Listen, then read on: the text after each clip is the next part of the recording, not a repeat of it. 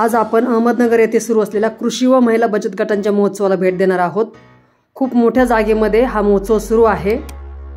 इथे वेगवेगळ्या प्रकारचे विभाग निर्माण केलेले आहेत, म्हणजे कृषीचे वेगवेगळे विभाग आहेत आणि बचत गटांचे वेगवेगळे विभाग आहेत। नागरिकांच्या आकर्षणासाठी इथे छान छान प्रतिकृती उभारलेल्या आहेत आणि त्यांचा नागरिक छानपैकी आनंद घेत आहेत। इथे बघू शकता तुम्ही राम मंदिरासमोर काही नागरिक फोटो काढण्याचा आनंद घेत आहेत आणि दर्शन घेण्याचा आनंद घेत आहेत। तसेच नगरमधील प्रसिद्ध अशा वास्तूच्याही छोट्या-छोट्या प्रतिकृती इथे ठेवलेल्या आहेत। चला तर पुढे आपण काही स्टॉलला भेट देऊयात। इथे हा हँडक्राफ्टेड फुलांचा स्टॉल आहे, म्हणजे या बचत गटातील महिलांनी स्वतःच्या हातांनी कापडांपासून आणि कागदापासून फुलं बनवलेली आहेत। छान बुके बनवून ठेवलेले आहेत इथे बघा विक्रीसाठी। या फुलांचा वापर आपण घरामध्ये डेकोरेशनसाठी करू शकतो। पुढे या स्टॉलवर लोकरच्या दोऱ्यांपासून तोरण किंवा डॉल किंवा वेगवेगळ्या वस्तू बनवलेल्या आहेत आणि या सर्व या बचत गटातील महिलांनी स्वतःच्या हातांनी बनवलेल्या आहेत। बघू शकता तुम्ही किती छान वस्तू आहेत। या स्टॉलवर सर्व दगडी वस्तू बनवलेल्या आहेत। अगदी तुळशी वृंदावनापासून जातं, चूल, पाटा, दिवा अशा छोट्या-छोट्या वस्तू बनवलेल्या आहेत। पुढे हा कोल्हापुरी चप्पलचा खास स्टॉल आहे आणि ते छान वेगवेगळ्या प्रकारच्या चप्पल पाहायला मिळतील। इथं शाळकरी मुलं किंवा नागरिक छान खरेदीचा आनंद घेत आहेत। पुढे इथं या स्टॉलवर बचत गटातील महिलांनी लाकडी वस्तू आणलेल्या आहेत विक्रीसाठी आणि या वस्तू सर्व हातांनी बनवलेल्या आहेत। बघू शकता तुम्ही लाटणं, चिकटण्याचा चाटू, स्मॅशर, पोळपाट, बसण्याचे पाट किंवा व्यायामाचं साहित्य इथं तयार तुम्हाला मिळेल। या स्टॉलवर तुम्हाला लोखंडी वस्तू बघायला मिळतील। अगदी खुरपणी, चाळणी, फावडं, टिकाव अशा वेगवेगळ्या वस्तू इथं तुम्हाला बघायला मिळतील आणि कांदे भाजण्याची जाळी किंवा विळी, अडकित्ता, आठवा सर्व या लोखंडी वस्तू बनवलेल्या आहेत।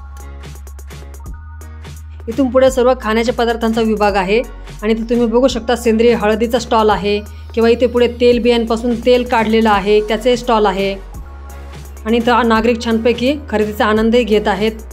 इथे बघा तुम्ही बचत गटाच्या बायकांनी शेवया, कुरडया, पापड्या स्वतःच्या हाताने बनवून विक्रीसाठी आणलेल्या आहेत आणि या स्टॉलवर तुम्हाला घोंगडी विक्रीसाठी दिसत आहे। या सर्व वस्तू गावातील महिलांनी स्वतःच्या हाताने बनवलेल्या असतात। आता इथे तुम्हाला मसाल्यांचाही स्टॉल दिसत आहे आणि ते पुढे अगदी पारंपरिक बांगडीचा स्टॉलही तुम्हाला पाहायला मिळेल। नागरिकही छान खरेदीचा आनंद घेत आहेत। बघू शकता तुम्ही बायकांनी किती प्रमाणामध्ये इथं वस्तू बनवून आणलेल्या आहेत। हा महोत्सव बघण्यासाठी शाळांनी मुलांच्या सहली आयोजित केल्या होत्या। बघू शकता तुम्ही स्टॉलवर मुलांची गर्दी दिसत आहे आणि इतर ठिकाणी मुलं खरेदीचा आनंद घेत आहेत, वेगवेगळे स्टॉलला भेटी देत आहेत। इथे पुढे आता आपल्याला कृषी विभागाचे स्टॉल बघायला मिळतील।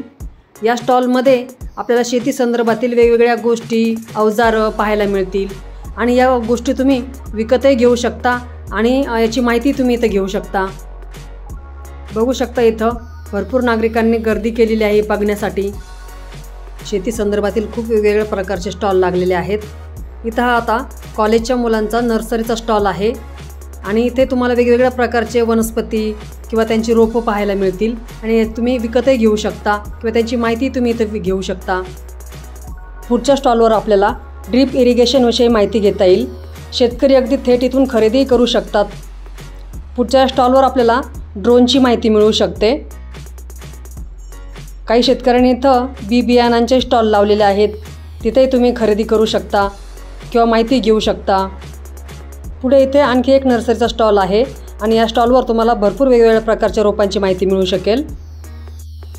पुढे इथं महोत्सवामध्ये प्रशासकीय सेवांचंही आयोजन केलेलं आहे, म्हणजे इथं तुम्हाला आधार कार्ड किंवा इतर कार्ड काही काढायचे असतील तर तिथे त्याची सुविधा केलेली आहे। इथं तुम्ही वेगवेगळ्या सेवांची माहिती घेऊ शकता।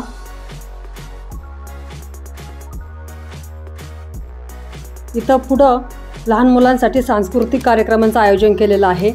त्यासाठी बघू शकता तुम्ही किती विद्यार्थी छान छान नटून थटून आलेले आहेत।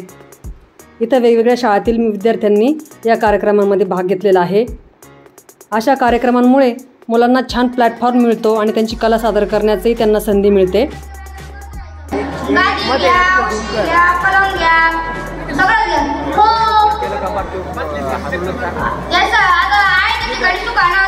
वेगवेगळ्या तालुक्यातील किंवा गावातील मुलं इथं तयार होऊन आलेले आहेत।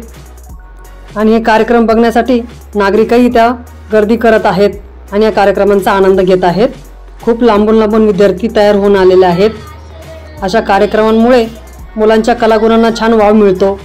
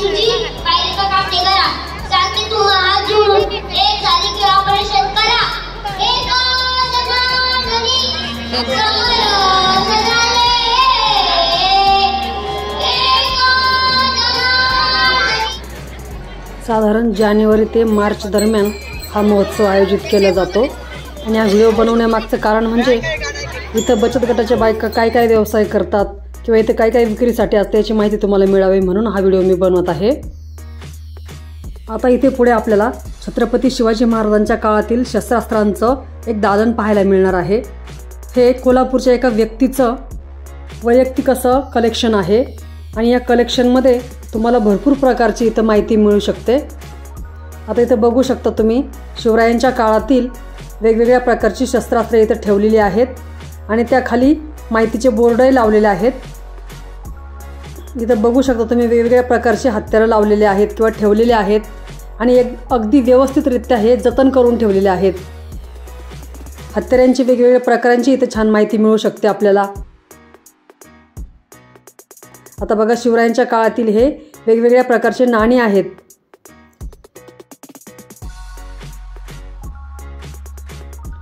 शिवरायांच्या काळातील ढाल, शस्त्रास्त्र किंवा ही शिवरायांच्या काळातील नाणी इथं आपल्याला बघायला मिळू शकतील। हे बघण्यासाठी वेगवेगळ्या शाळांच्या सहली इथं आलेल्या होत्या आणि लांबून लांबून नागरिक हे बघण्यासाठी गर्दी करत होते। इथं बघू शकता तुम्ही वाघनख्या बघायला मिळू शकतात आपल्याला आणि इथं हत्यारांचे वेगवेगळे प्रकार पाहायला मिळू शकतात। शिवरायांच्या काळातील काही कागदपत्रे इथे छान प्रकारे जतन करून ठेवलेले आहेत। आता इथं पुढं ही काही छान छान आपल्याला छायाचित्र बघायला मिळू शकतील, म्हणजे ऐतिहासिक छायाचित्र आहेत ही। त्याचं इथं सुंदर कलेक्शन आहे किंवा शिवाजी महाराजांच्या काळातील काही ग्रंथांचं इथं छान जतन करून ठेवलेलं आहे।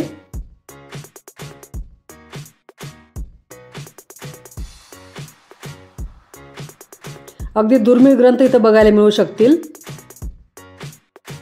हा शस्त्रास्त्रांचा विभाग बघितल्यानंतर इथे पुढे आपल्याला खाद्य विभाग पाहायला मिळणार आहे।